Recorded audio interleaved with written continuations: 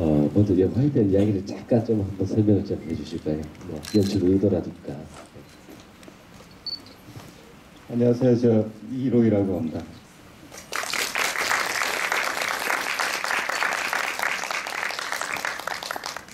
글쎄요, 그 연출 의도라고까지 이제 거창하게 얘기할 건 없고요.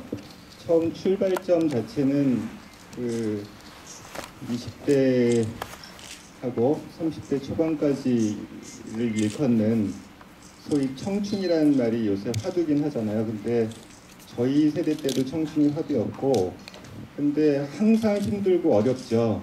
근데 그 힘들고 어려운 게 시대마다 조금씩 틀린 것 같아요. 그래서 지금 20, 30대 청춘들은 무엇 때문에 고민을 할까? 우리 때보다 더 힘들까? 정말 제일 힘들까? 혹은 그 힘들다고 하는 거, 조금 더 심하게 하면 절망이라고 하는 것이 과연 탈출구가 있다면 얼마나 있고 실제로 있기나 한 걸까? 라는 생각에서 출발을 했어요. 그러다 보니까 이제 희망이라는 게 찾아지거나 찾거나 혹은 만들어야 되잖아요. 그것이 없으면 안 되니까. 그래서 그것을 만든다면 주어진 상태에서 만들 것인가 아니면 없는 것을 위조할 것인가 뭐 이런 쪽으로 생각을 조금씩 확장해 나가다 보니까 멜로라는 전체적인 얘기가 나오게 된 것 같아요. 그 우선 관객들한테 인사 두 분 부탁드립니다. 네, 안녕하세요. 그 멜로에서 태인 역할을 맡은 이선호입니다. 일단 감사합니다.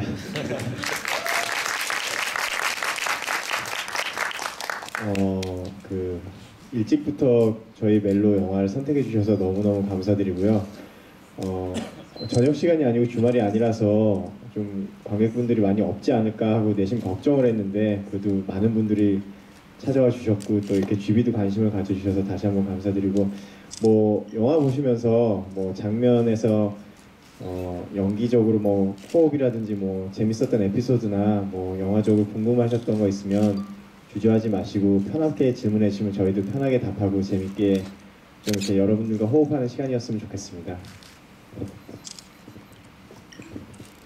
안녕하십니까. 멜로에서 지훈 역을 맡고 있는 김효수라고 합니다. 그래서 많이 이런 자리가 처음이어서 너무 떨린대요. 앞에서 너무 많은 얘기를 잘 하셔가지고 제가 이렇게 많이 그다지 할 말이 특히 생각나지는 않는데요. 아무튼 보러 와주셔서 너무 감사드리고요. 질문 혹시나 있으시다면 저는 미약하지만 많은 질문 부탁드립니다. 감사합니다.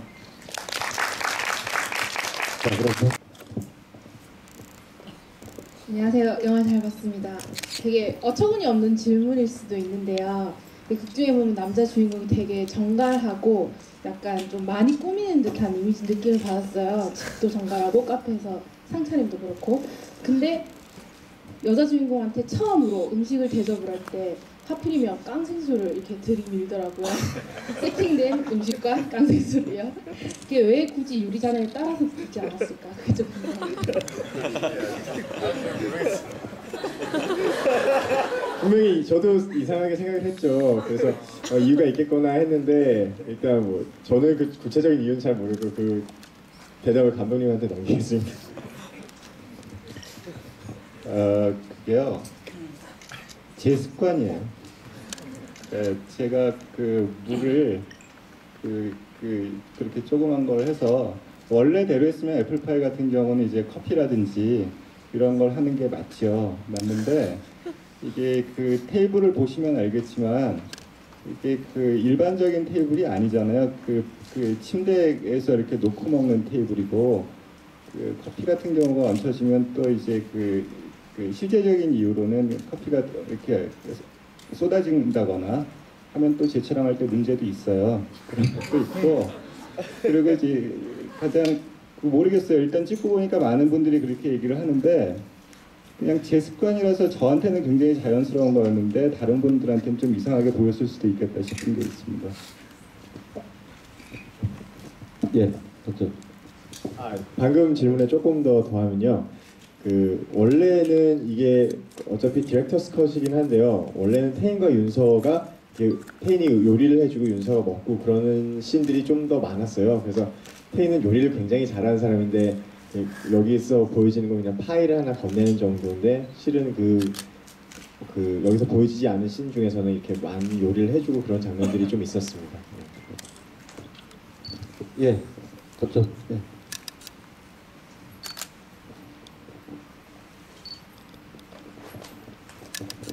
네, 저도 연기를 전공하고 있거든요. 네, 그 연기를 하다 보면요, 그 역할에 대해서 이제 몰입을 하면서 연기를 하게 되는데 영화가 끝나면은 이제 그 역할에서 어떻게 빠져나오게 되는지 하고 또 마지막에 장면에서 침대 위에 두 분이 누워서 이렇게 엔딩이 끝이 났는데 그게 무엇을 의미하는지 좀 궁금합니다. 두 가지 질문을 해주셨는데요. 첫 번째 연기 몰입한 다음에 빠져나오는 건 어떻게 하냐 그 질문이랑 두 번째는 엔딩씬에 대한 질문인데 저는 연기적인 첫 번째 질문을 답을 하고 감독님께서 두 번째 답을 해주시는 게 더 정확한 답이 나올 것 같아요. 일단 그 몰입을 하려고 되게 많이 노력했고요. 뭐 시나리오 단계에서 감독님과 상의도 많이 하고 구체적인 디테일적인 몸동작이라든지 뭐 그런 전사 같은 것도 다 만들어 놓고선 일단 그 연기하시는 분 다 아시는 작업을 되게 꼼꼼히 많이 했습니다. 그리고 이제 영화 촬영이 끝난 다음에 배역에서 나오는 것도 조금 힘들었다기보다는 항상 겪어야 되는 과정 중에 하나인데요. 저 같은 경우는 그냥 제가 좀 공사다망한 스타일이라 가지고 워낙 집에 가면 할 일들이 너무 많아요. 그래서 그 뭐 영화 찍고 나면 집에 가서 미뤄졌던 일을 한다든지 운동도 하고 뭐 제 취미 생활을 많이 하면서 거기다 집중하다 보면 어느 순간 제가 뭐 이렇게 이걸로 통해서 벗어나야지라기 아니라 하는 게 아니라 그냥 제가 제 일을 열심히 하다 보면 어느 순간 제가 돌아와 있더라고요. 네, 저는 그런 식으로 좀 빠져나오는 것 같습니다. 네. 이 친구가 그런 쪽에서 더 전문적인 지식이 있을 수 있으니까 한번 들어보세요. 예, 저는 뭐 말씀하셨듯이 감정을 이입하고 그리고 나서 끝나고 났을 때 저는 특별한 방법은 없는 것 같아요. 그냥 그게 제가 남아있을 때까지 그대로 그냥 행동하고 물론 저는 이 영화에서는 비춰지는 저의 모습이 원래 절대 저런 사람이 절대 아니거든요. 저는. 사람들이 느끼기에 제 인상이나 하고 다니는 차림새나 좀 양아치 같다고 하죠. 그런 느낌이 들긴 하는데 정말 제가 순진하거든요. 이런 말 하기 믿으실지 모르겠지만 그냥 그대로 계속 가만히 냅두는 것 같아요. 저는. 그게 굳이 나와야 될 이유가 저는 없다고 생각하고 그냥 냅두는 스타일인 것 같아요. 저는. 정말 답답하면 뭐 여행을 간다 뭐 이런 방법도 있겠지만 제가 봤을 때는 자연스럽게 빠져나오는 게 오히려 더 좋지 않을까라는 생각이 더 오히려 좋은 생각이 아닐까라는 생각이 드네요. 예. 굳이 나올 필요는 있나? 예. 바쁘지 않아서 그런 거예요. 예, 전 그렇습니다. 그리고 남자 배우는 제가 볼 때는 여자 배우보다는 그런 면에서 더 수월한 것 같아요. 이게 한 작품이 끝나고 나면 굉장히 공허하고 뭔가 스팟라이트를 계속 받다가 하루아침에 그냥 실직자가 되는 것 같은 그런 느낌이 들어가지고 그런 거에서 허무함과 되게 허함이 있는데 또 어떤 배우들은 막 여자 배우들은 그걸 더 견디기 힘들어하는 것 같더라고요. 그래서 어떤 분들은 술로 달래기도 하고 뭐 클럽이나 이렇게 좀 유흥 쪽으로 많이 가시는데 아무래도 남자 배우들은 그런 거에 있어서 좀 여자 배우들보다는 좀 더 수월한 것 같습니다. 질문하신 분 성함이? 네? 배지훈 씨. 어쨌든 오늘은 관객하고 대화니까요. 어떻게 느끼셨어요? 그게 어떤 의미가 있으셨어요? 그게는? 저는 그 마지막에 그 여자가 자기가 결국 원하는 걸 얻으려고 그렇게 했지만 결국 얻지 못한 거잖아요. 그거에 대해 계속 갈구하는 그거를 그냥 그 남자가 그렸던 그림을 그림같이 이렇게 함으로써 그렇게 그냥 끝난 것 같은 느낌이랄까. 네, 이런.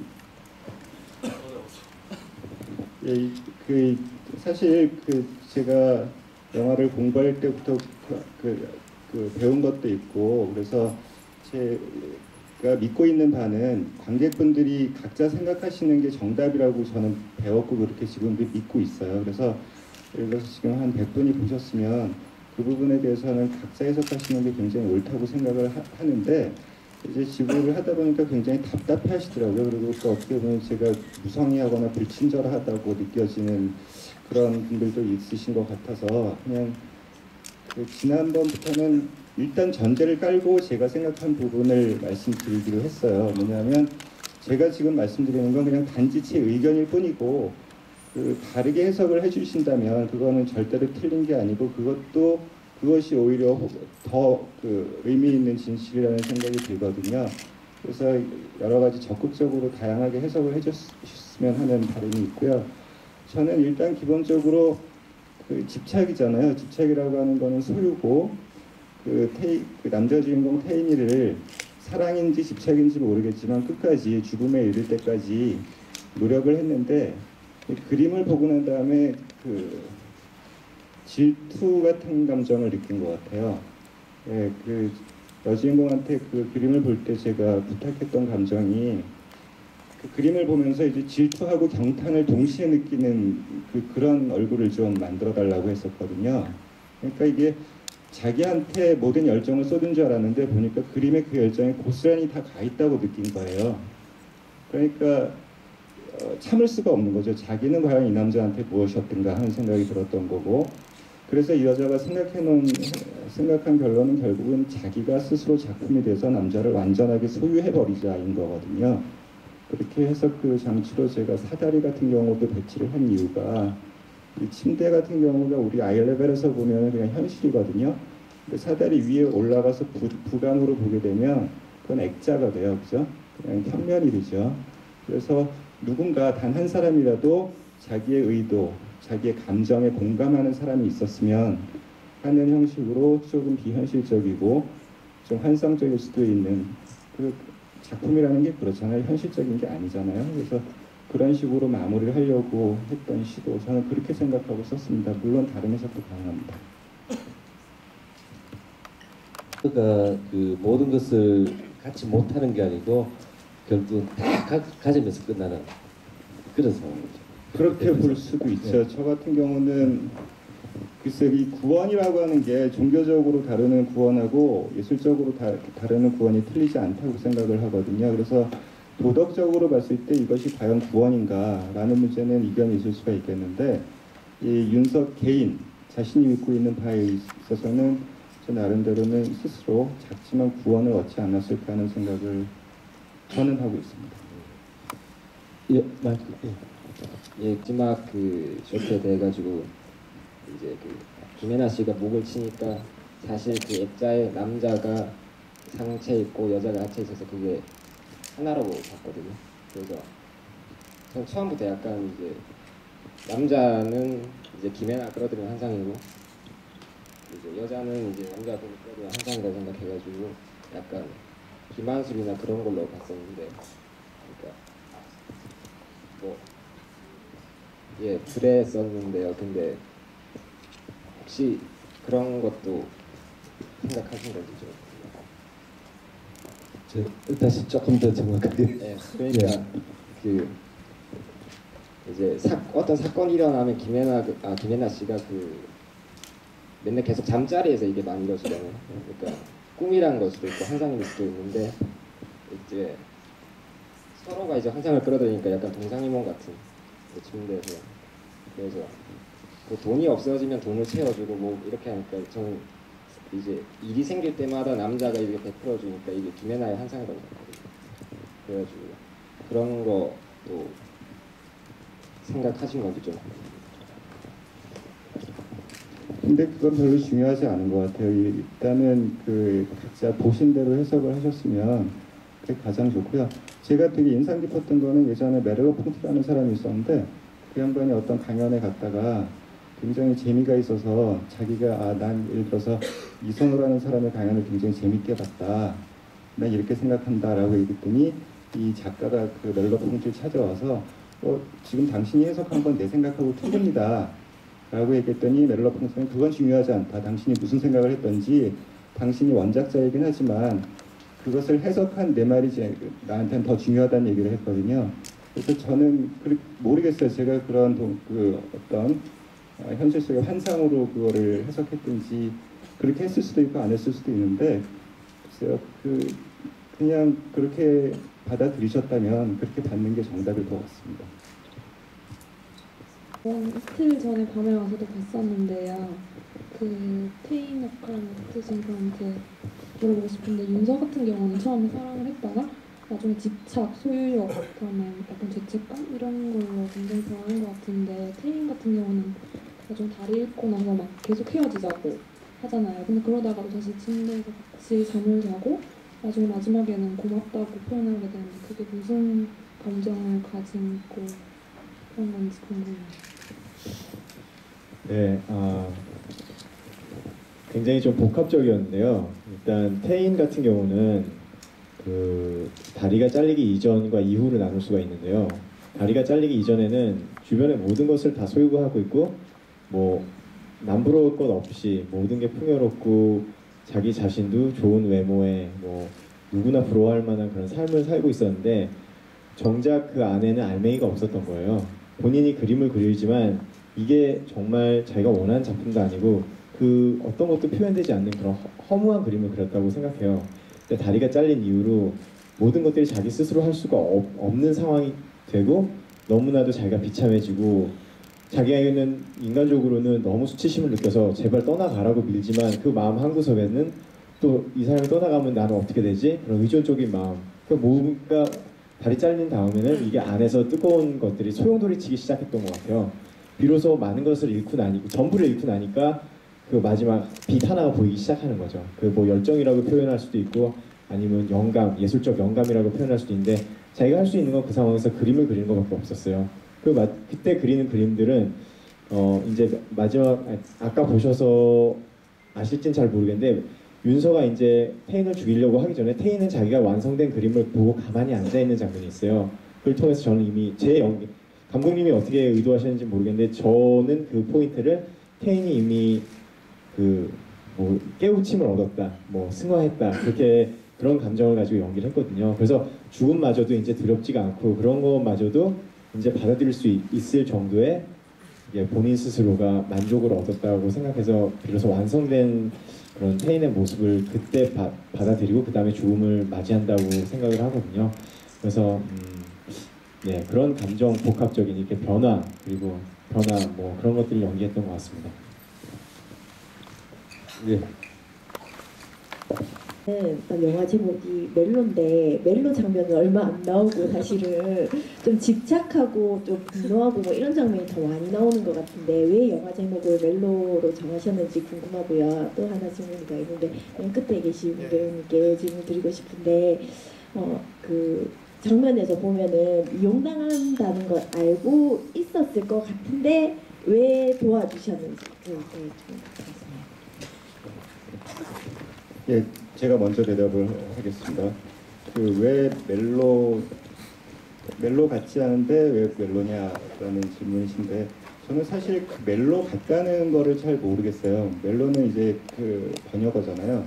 그러니까 사랑에 혹은 이제 어원적으로 따지면 이제 그 멜로디라는 뜻도 있는데 하여튼 감정이 서로 왔다 갔다 하는 거, 그 심파란 뜻도 있고 여러 가지로 쓰이잖아요. 그래서 보통 사랑 이야기를 멜로라고 하는데 사람들이 사랑 이야기를 하면 해피엔딩이라든지 또는 굉장히 달달한 이야기라든지 뭐 희망이라든지 이런 것들을 상상을 하는 것 같아요. 근데 제가 보기에는 어떤 의미에서 봤을 때는 그거는 매체가 주는 소설이라든지 아니면 영화라든지 하는 매체가 주는 다분히 이데올로기적인 함정이 숨어있다는 생각을 가끔 해요. 보면 정말 사랑하는 사람이 사랑만 할까? 저 같은 경우는 그렇지 않거든요. 싸우기도 하고 헤어질까 하다가 다시 만나기도 하고 이렇게 감정이 깊어지면서 오히려 처음에 좋기만 했던 감정보다 여러 가지 우여곡절을 겪고 난 다음에 그때 감정이 훨씬 더 절절하고 신뢰도 가고 믿음도 가고 그런 느낌인 것 같아요. 그래서 멜로라고 하는 거는 사실은 우리가 기대하고 상상하는 멜로는 실제 멜로가 아닐지도 모르고 그런 의미에서 본다면 이건 조금 다른 멜로, 근데 제가 봤을 땐 다른 멜로라는 것도 좀 어폐가 있는 것 같은 게 모든 멜로는 각자 하나씩의 그 고유한 멜로일 거라고 생각을 해요. 그래서 그런 의미에서 멜로라고 썼습니다. 이제 마칠 시간이 다 돼가는데 마지막 질문 하나. 예. 예, 죄송합니다. 큰일 났습니다. 드디어 저에게도. 예, 저도 많은 생각을 했던, 저도 질문을 던졌던 것 중에 하나였는데요. 사람들이 보시기에는 그 지훈이란 역할이 그냥 말 그대로 섹스만 좋아하고 여자를 놀이개로 생각하고 그냥 단적으로 봤을 때 그냥 내 엔조이니까 돈이 필요하니까 그래서 도와줬을 것이다 라고 생각할 수도 있겠지만요, 저는 지훈이 윤서를 어느 정도 마음을 가지고 있었던 것 같아요. 저는. 사실 저도 그런 마음으로 마지막 그 때릴 때도 네가 내 여자를 뺏어갔어? 그래, 잘 됐어, 어디 한번 맞아봐. 그 감정과 더불어서 돈이라는 것보다는 그 감정이 전 더 컸던 것 같아요.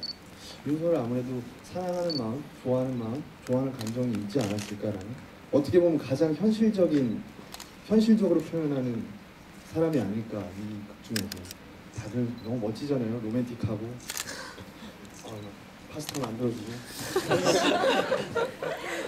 얼굴도 잘생기고 키도 크고 저는 등드름 있고 많잖아요. 항상 섹스만 좋아하고 그럴 것 같지만 이 사람 또한 나름대로의 그 표현 방법이라고 저는 생각했어요. 그래서 사랑해서 사랑 반, 사랑한 60, 돈도 있겠지만 그 사람은 그렇게 사람을 죽일 만한 배포가 있는 사람은 아니었던 것 같아요. 어떻게 보면 사랑이라는 게 더 커서 도와주지 않았을까. 마지막에 와인을 마셨을 때는 이제는 좀 뭐라 그럴까, 좀 더 거기서 더 많이 보여주려고 했던 것 같아요. 사랑하는 마음, 이제 그냥 풀어줄 수 있는 그런 거였던 것 같습니다. 사랑 때문이 아닐까, 약간의 감정. 저도 그 마지막 그 와인 마시기 직전에 그 표정이 아주 복합적으로 많은 걸 담고 있는 것 같았어요. 그 완전 멜로적이었죠. 그 마지막 질문 하나를. 예, 영화 너무 잘 봤습니다. 개인적으로는 여자를 참 잘 만나야겠다는 생각을. 너무 다 좋은 말씀들 해주셔서 특별히 할 것 같고, 마지막 질문이니까 좀 위트 있게 가려고요. 공포 장면이 있었는데 간만에 되게 감당이 서늘했거든요. 공포 영화를 연출해 보실 생각이 없으신지 너무 궁금합니다.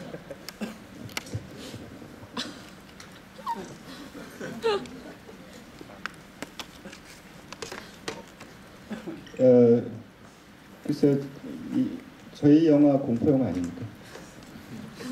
남자한테 공포. 사실은 그 전 장르로 규정되는 게 좀 무의미하다고 생각해요. 그래서 저희 같은 경우는 뭐야 장르가 그러면은 호러블 멜로입니다 이러거든요. 예, 그래서 소위 우리가 지금 여름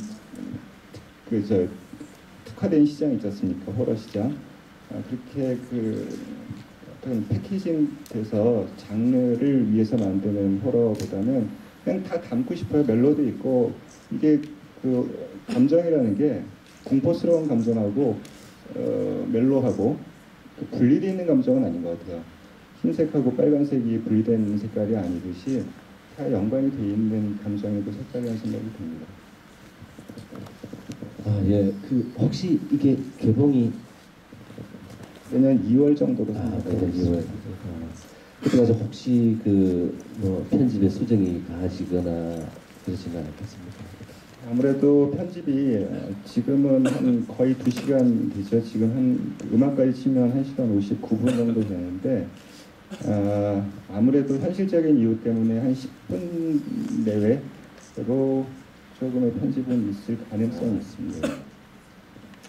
그래서 시간이 다 돼서 이제 관객과의 대화는 이 정도에서 끝내고 내년 2월달에 개봉을 하면은 여러분들 주위에 많이 입소문 내주시고 오늘 감독님과 배우들에게 박수 부탁드립니다. 감사합니다.